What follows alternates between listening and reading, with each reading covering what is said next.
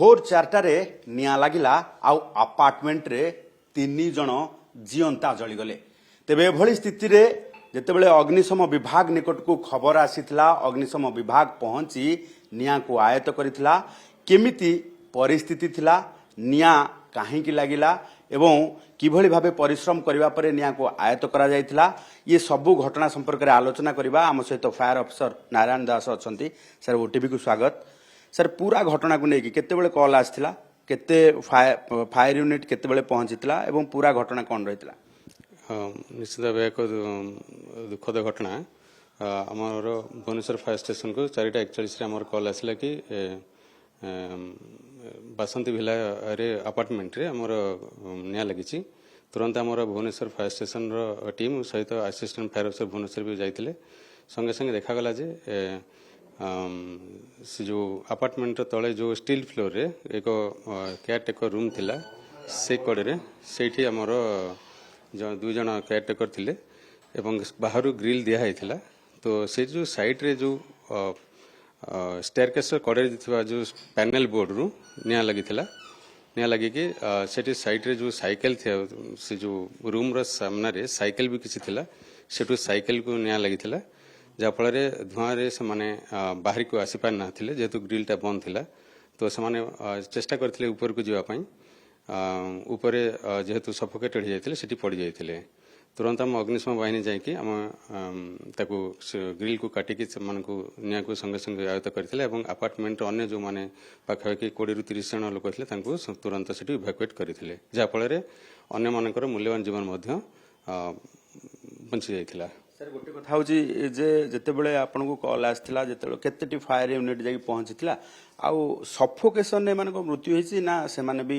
निया रे किछि माने मात्रा तांग शरीर पोडीची? हाँ किछि मात्रा रे निया लागिची पोडी जेहेतु से माने बाहर को आसला बेले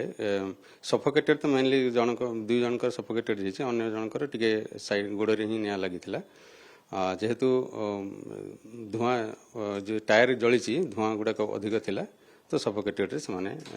मृत्यु होईची। सर एबे कथा होची जे निया लिभेबा परे इंस्पेक्शन कोन हला कोथि पाई अग्निकांड घटिला ये कथाटी बर्तमान प्राथमिक भाव कौन जना पड़ुछ? जेहेतु से पैनल बोर्ड टी निया रे पड़ी जाइछि से पैनल बोर्ड रु ही से लागी निया साइड रे जो ऊपर को रहितला सीलिंग सेठू एवं साइकिल रे जो टायर रे निया लागि कि ए अग्निकांडटी इलेक्ट्रिकल शॉर्ट सर्किट ही निया लागि। सर आमे देखु सेठी ईवी चार्जर किछि लागि छि तार प्रभाव रे इलेक्ट्रिकल शॉर्ट सर्किट होबा देखा जाउछि कि इंस्पेक्शन करा जाउछि? सेटा तो पैनल बोर्ड रू ईवी चार्जर जो थिला सेठू निया लागिनी जेहेतु पैनल बोर्ड रे मे भी सेटा ओवर हीटिंग हेते पारे से पैनल बोर्ड रू ही निया लागि शॉर्ट सर्किट ही कि निया लागिथिला। सर जितेबले खरा दिन समस्त एसी लगौछंती ओभरलोड रो पड़ी माने ओभरलोड आसुची पैनल बोर्ड रू जितेबले निया लागुची माने ब्लास्ट होची ता परवर्ती समय रे ये अग्निकांड एमती भाबे व्यापुची कि? हाँ निश्चित भाव लोडिंग एक्सट्रा तो ओभरलोडिंग होची से इलेक्ट्रिकल जतिकी आम दरकार करेन्ट बा जतिकी तार ओभरलोडिंग टा कैलकुलेशन हवा दरकार जहाँफल कि एभली परिस्थिति सृष्टि होची। सर एबे अपार्टमेंट रे आमे देखु फायर इक्विपमेंट्स किछि नथिला फायर एक्सटिंग्विशर किछि लागि नै किछि ये सब किछि नै कि इंस्पेक्शन करा जिवो कि? निश्चित सेटा जेहेतु S+4 एटा हमर रेसिडेंशियल बिल्डिंग गुडा तो अन्य ऑथराइज ऑफिसर अछंती तो सेटा तांकर भी किछि फायर सेफ्टी मेजर्स किछि भी नथिला से बिल्डिंग रे। तो एबे सर ये घटना पर आपण लोकन को कौन सचेतनता वार्ता देबा चाहिए जे एमती घटना न घटू लोक माने सावधानता होंतु? निश्चित भाव जेहेतु माने सेठी मेनली जेहेतु ग्रिल बंद थिला बा से पैनिक रे वृद्ध लोक जनक बाहर कौन ताला झुला हो जाइला जदि से सेमती किछि सेठी माने हबार नथिला से जगह कहीं जदि ग्रिलटा खोला था से आराम बाहर को बाहर के आस पार थांते एटा जेतेबेले किछि बंद न करंतु खोला रखंतु चारियाडे इभाकुएशन पैंका सफिशिएंट एग्जिट पॉइंट रहबा निहाती दरकार जहाँफल एभली माने दुखद घटना घटीगला। अदरवाइज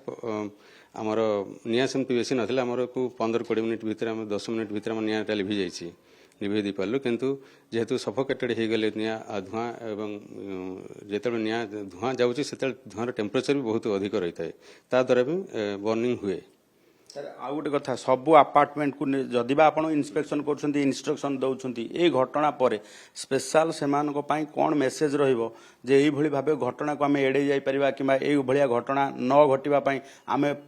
ପୂର୍ବରୁ ସବୁ ପ୍ରକାର ପ୍ରିକସନ ନେବା ଆବଶ୍ୟକତା ଅଛି? मेनली इलेक्ट्रिकल इन्स्पेक्शन କରିବା ଦରକାର କାହିଁକି ନା ଇଲେକ୍ଟ୍ରିକାଲ ଓଭରଲୋଡିଂ ହେଉଛି କେତେ କରେଣ୍ଟ ଦରକାର କେତେ ତାଙ୍କର ତାରର କ୍ଷମତା ସେତିକି ଅଛି ନା ନାହିଁ ସେଇଟା ନିହାତି ହେବା ଦରକାର ସେଇଟା ହେଲେ ମୋଷ୍ଟଲି ଆମର ଯେଉଁ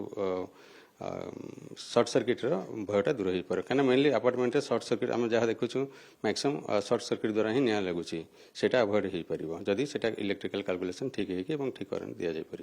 आपण जदि बहुतल प्रासाद रे रहुछंती एवं आपणकर इलेक्ट्रिकल वायरिंग्स कथा आपण प्रत्यह जांच करूनाहांती तेबे कोनोसी मुहूर्त रे भी एई भली भाबे दुर्घटना घटी पारे अन्य गोटे कारण जहाँ सस्पेक्ट करा जाउची एबे आपण ईवी बाइक ईवी कार रो चार्जिंग पॉइंट अपार्टमेंट तले तैयारी करूछंती एवं चार्जिंग करूछंती किंतु आपनको जଣା नाही जे आपणक अपार्टमेंट को पावर सप्लाई रो जो मेन केबल रही सेथिरे ओवरलोड पडुची ना नाही से वायरिंग्स ये लोड संभाली पारिबो ना नाही जेउथि पाई हुए तो एभली भाबे इलेक्ट्रिकल शॉर्ट सर्किट ही अग्निकांड घटिबार संभावना रही एवं लक्ष्मी सागर भली एमिति घटना आपण को दुख देवार मध्य संभावना को एड़ाई जाई न पारे। भुवनेश्वरी कैमरा पर्सन विष्णु को सह चंदन पाइक राय, OTV।